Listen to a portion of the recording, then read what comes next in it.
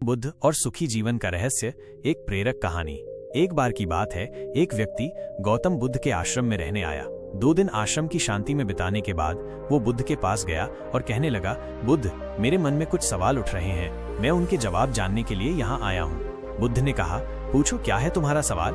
उस व्यक्ति ने कहा, बुद्ध, मैं अपनी जिंदगी से बिल्कुल खुश नहीं हूँ। दुखों और परेशानियों के पहाड़ों ने मेरी जिंदगी को जहन्नुम बना दिया है। मेरे जीवन में कुछ भी अच्छा नहीं चल रहा है। मैं जानना चाहता हूँ कि ये सब मेरे साथ क्यों हो रहा है, मैं इतना बदनसीब क्यों हूँ। बुद्ध ने कहा, सबसे पहले तुम मुझे ये बताओ कि तुम्हारे दुख का कारण क्या है। वो कौन सी बातें हैं जिन्होंने तुम्हें इतना परेशान और चिंतित कर रखा है? बुद्ध के सवाल पर थोड़ी देर सोचने के बाद उस व्यक्ति ने कहा, ये कैसा सवाल है? मैंने आपसे सवाल पूछा है और आप जवाब देने के बजाय मुझसे ही पूछ रहे हैं। व्यक्ति की बात सुनकर बुद्ध मुस्कुराए। उन्होंने कहा, अगर तुम्हें अपने दुख का कारण नहीं पता तो तुम मुझसे ये जानने की उम्मीद कैसे कर सकते हो? व्यक्ति ने कहा, बुद्ध, लेकिन लोग कहते हैं कि आप भगवान हैं, आप सब कुछ जानते हैं, आप लोगों के मन को पढ़ लेते हैं, तो आपको मेरे दुख का कारण भी पता होगा। बुद्ध हल्के से मुस्कुराए और गंभीर आवाज में बोले, तुम ये सोचकर गलती कर रहे हो कि कोई आएगा और तुम्हें तुम्हारी सभी मुश्किलों से बाहर निकालेगा, लेकिन ऐसा कभी नहीं होने वाला। तुम ही हो जो तुम्हें अपनी परेशानियों से बचा सकते हो। अगर तुम्हें लगता है कि तुमने ज्ञान पा लिया है तो तुम अपनी समस्या हल कर सकते हो। मैं भी तुम्हारी ही तरह हूँ, बस फर्क इतना है कि सब कुछ साफ है। जिस दिन तुम्हारे जीवन की सारी समस्याएं हल हो जाएंगी, उस दिन तुम्हें भी अपनी समस्या के लिए बुद्ध के पास जाने की जरूरत नहीं पड़ेगी। दुख का कारण बाहर या अंदर? बुद्ध ने उस व्यक्ति से पूछा, क्या तुमने कभी किसी फूल को ध्यान से देखा है? ये सुनकर वो व्यक्ति हैरान हो गया और बोला, बुद्ध, फूल एक साधारण सी चीज है, सबने देखा है। बुद्ध ने कहा, फूल सुबह के अंधेरे में एक कली होता है, दिन के उजाले में फूल बन जाता है और शाम को मुरझा जाता है। अगर एक फूल सिर्फ इस बात की चिंता करता रहे कि शाम तक उसे मुरझाना और गिरना है, तो वो कभी खिल नहीं पाएगा। इसी तरह अगर तुम सिर्फ अपने दुखों के बारे में सोचते रहोगे तो तुम कभी खुश नहीं हो पाओगे। इसलिए मैं तुम्हें बताना चाहता हूँ कि तुम्हारी जिंदगी में अभी भी बहुत सी चीजें हैं जिनके बारे में तुम खुश हो सकते हो। अगर तुम ध्यान से देखो, तुम उनके बारे में सोचकर मुस्कुरा सकते हो, तुम अंदर से खुश हो सकते हो। तुम अपनी जिंदगी की कमजोरियों के बजाय अपनी जिंदगी की सबसे अच्छी चीजों पर ध्यान दो। उन्होंने आगे कहा, अगर तुम्हें अपनी जिंदगी में खुशी चाहिए तो तुम्हें इस अटल नियम का पालन करना होगा। व्यक्ति को जीवन में अच्छी और सकारात्मक चीजों पर ध्यान केंद्रित करना होगा।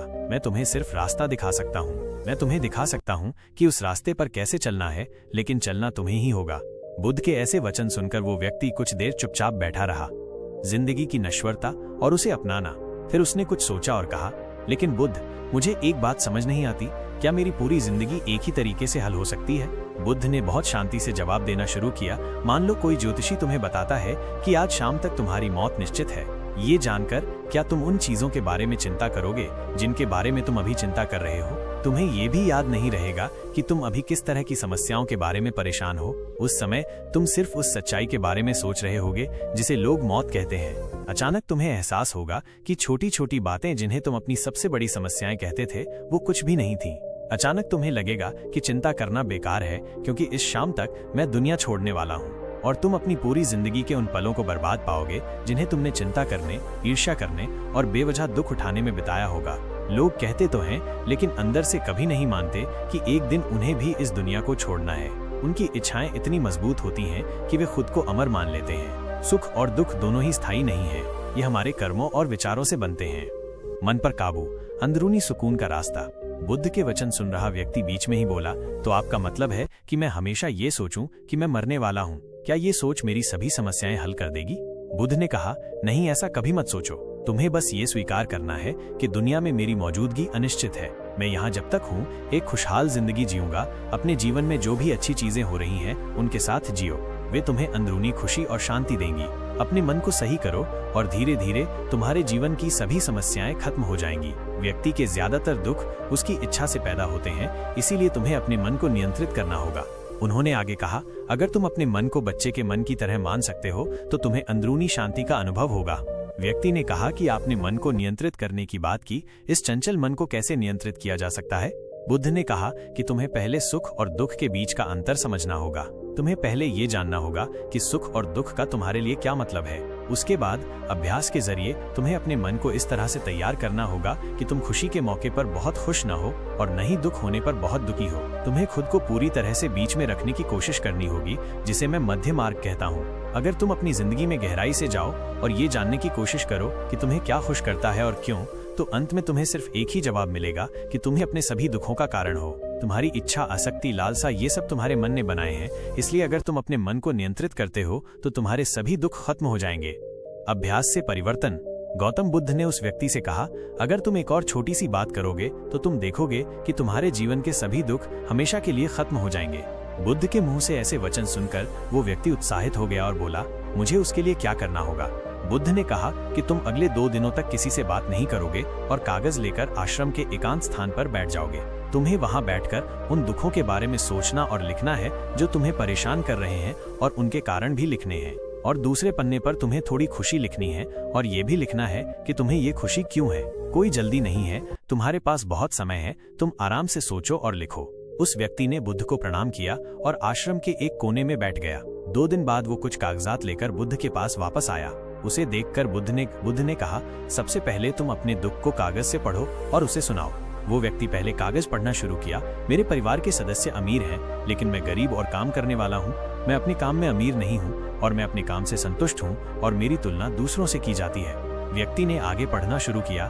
दूसरा, मेरे पड़ोस में कई लोगों ने बचत की है, लेकिन मेरे पास बचत के नाम पर कुछ भी नहीं है। इसका पहला कारण ये है कि मैं थोड़ा काम जानता हूँ, लेकिन मैं बहुत खर्च करता हूँ। आज मेरे पास बचत के नाम पर कुछ भी नहीं है। तीसरा, मेरी पत्नी लंबे समय से बीमार है और मैं उसकी बीमारी का कारण हूँ। मेरी लापरवाही के कारण मैंने उसे कभी किसी डॉक्टर के पास नहीं ले गया। मैंने इसे भाग्य पर छोड़ दिया। शायद मेरी अनादरपूर्ण इच्छा थी कि यदि मैं बीमारी से मर जाऊं तो मैं एक सुंदर महिला से शादी कर लूं। चौथा, मैं अपने मन में मुफ्त पैसा पाने के बारे में सोचता रहता हूँ, लेकिन योजना पूरी नहीं होती।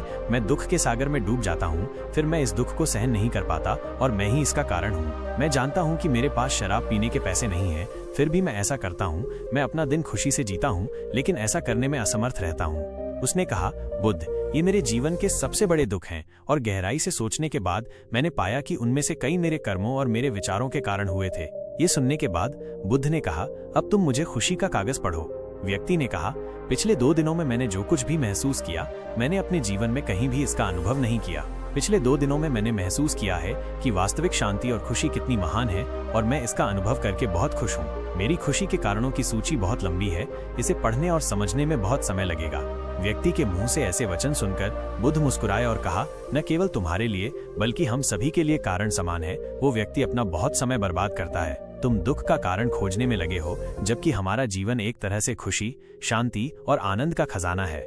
बुद्ध ने व्यक्ति से कहा कि खुशी के सभी कारण बताने की जरूरत नहीं है, तुम उनमें से कुछ सुना सकते हो। वो व्यक्ति बड़ी मुस्कान के साथ पढ़ना शुरू किया। पहली खुशी ये कि मैं जीवित हूँ और दुनिया में जी रहा हूँ और मैं स्वस्थ हूँ। मेरे माता पिता, एक पत्नी और 2 बच्चे हैं। इस तरह मेरे पिता के पास कई अनमोल खजाने हैं, जैसे मेरे माता पिता का प्यार, मेरी पत्नी का प्यार, मेरे बच्चों का प्यार और एक पिता की खुशी। दूसरा कारण ये है कि मैं कड़ी मेहनत कर सकता हूँ, मैं किसी भी तरह का काम कर सकता हूँ। आप अपनी आय में बाधा नहीं डाल सकते हैं और आप अपने परिवार की सभी जरूरतों को पूरा कर सकते हैं। मैं खुश हूँ कि मैं एक खुशहाल परिवार बना सकता हूँ। मैं अपनी तुलना अपने भाइयों, अपने पड़ोसियों से करता हूँ और आपने मुझे अपनी कृपा से मानवता का आदमी बना दिया है। सभी बुरी आदतों को छोड़कर आप एक खुशहाल और सुखी जीवन जी सकते हैं। और मेरे लिए सबसे बड़ी खुशी और सौभाग्य की बात यह है कि मुझे एक जगह मिली है, और जब तक मैं इस दुनिया में रहूंगा, हमारी इच्छा और आसक्ति सभी दुखों का कारण है। मैं खुद को जानने की पूरी कोशिश करूंगा और मैं कभी जीवित नहीं रहा। अब आप अपने परिवार के पास रह सकते हैं। ये जीवन सबके साथ है। आपके जीवन में कोई भी परेशानी आपको घेरने की कोशिश कर सकती है। जीवन खुद से कहने के लिए बहुत छोटा है और इस जीवन में आप चिंताओं और दुखों को खुद पर हावी नहीं होने देंगे। चुपचाप बैठने की कोशिश करें और उस दुख का कारण जानने की कोशिश करें, और यदि आप इसे पाते हैं तो उसे नष्ट कर दें। इस तरह आप मन की शांति और कभी न खत्म होने वाली खुशी पा सकते हैं।